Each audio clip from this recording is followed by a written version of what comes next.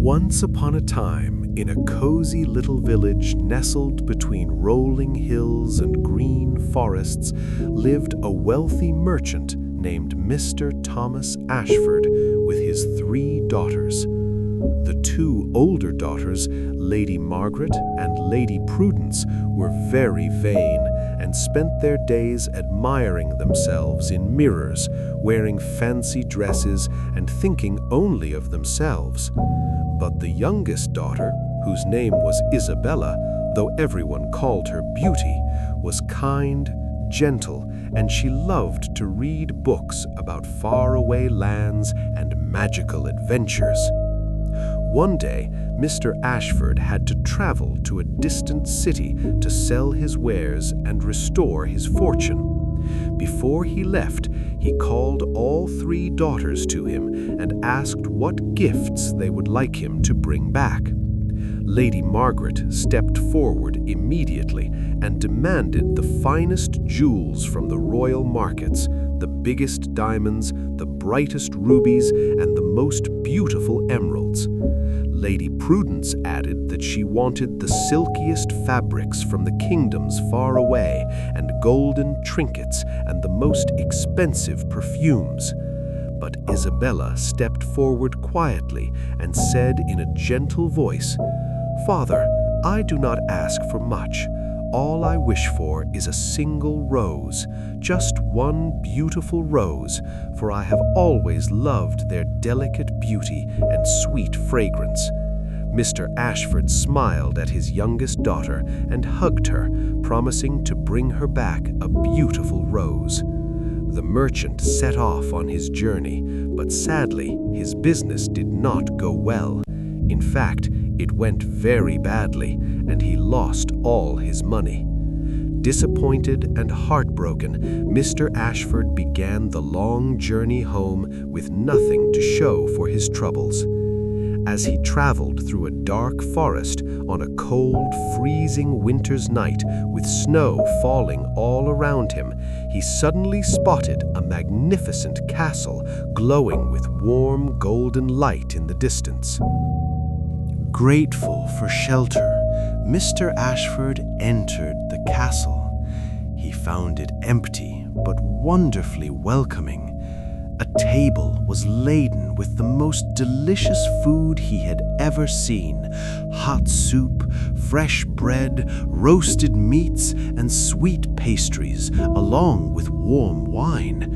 Everything was still steaming hot, as if prepared just moments before.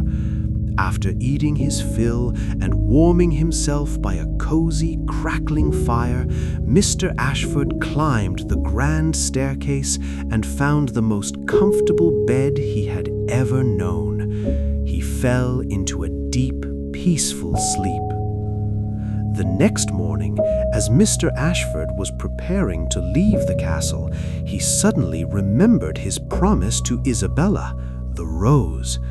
He wondered where he could find a rose in this frozen winter, but then he discovered something miraculous.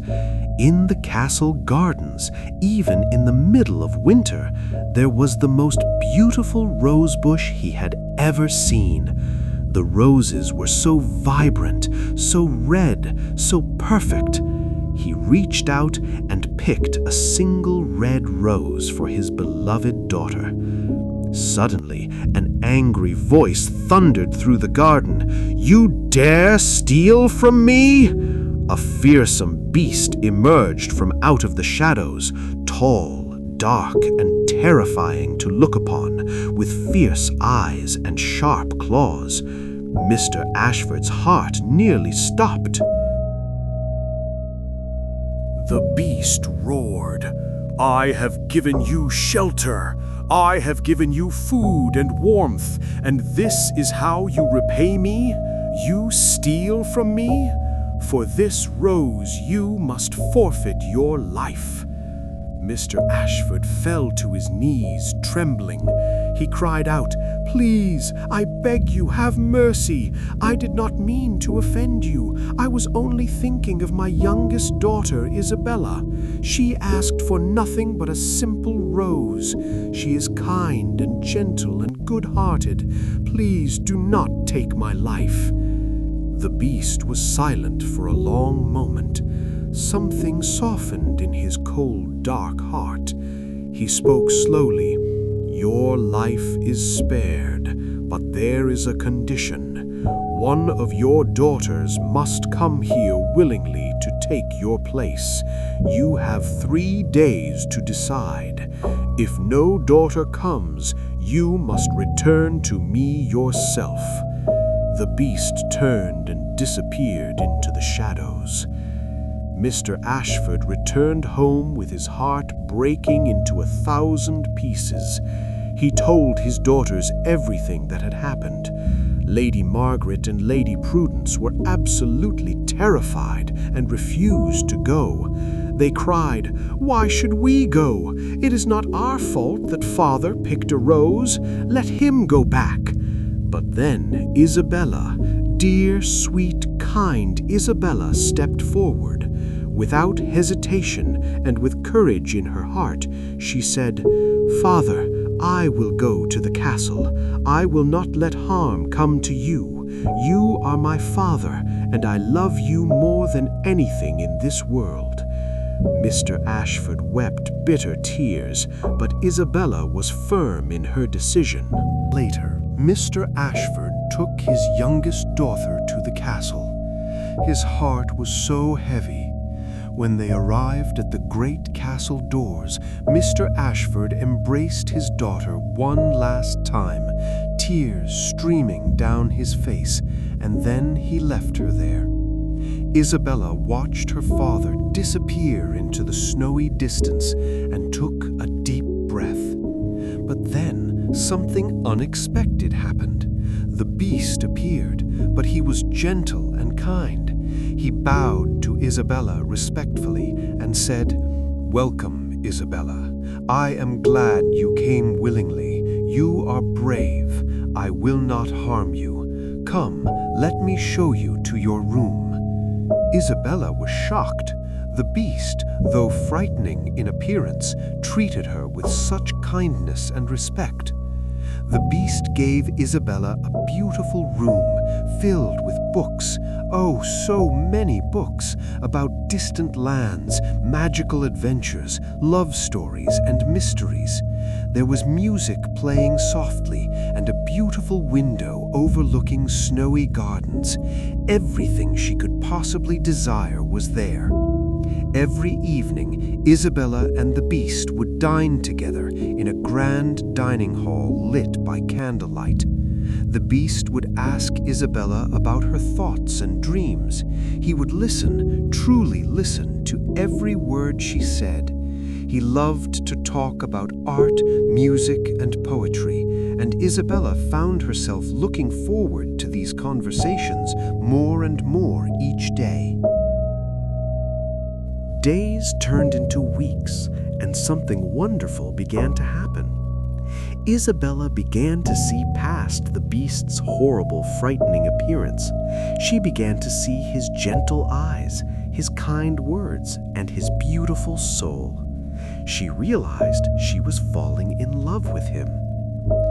One night, the beast seemed sadder than usual. His eyes were filled with sorrow. Isabella reached out and touched his arm gently and asked softly, "What troubles you, my friend?" The beast sighed deeply and said, "My name is Prince Adrian. I was once a proud, cruel, and unkind prince. I thought only of myself and my riches. One day, a powerful sorceress named Morgantha came to my castle, and I turned her away coldly with harsh words. In anger, she cursed me. She said, 'You are as ugly on the outside as you are on the inside. You will remain a beast until someone loves you, not for your riches or your castle, but for who you truly are inside, and they must choose to stay with you forever.'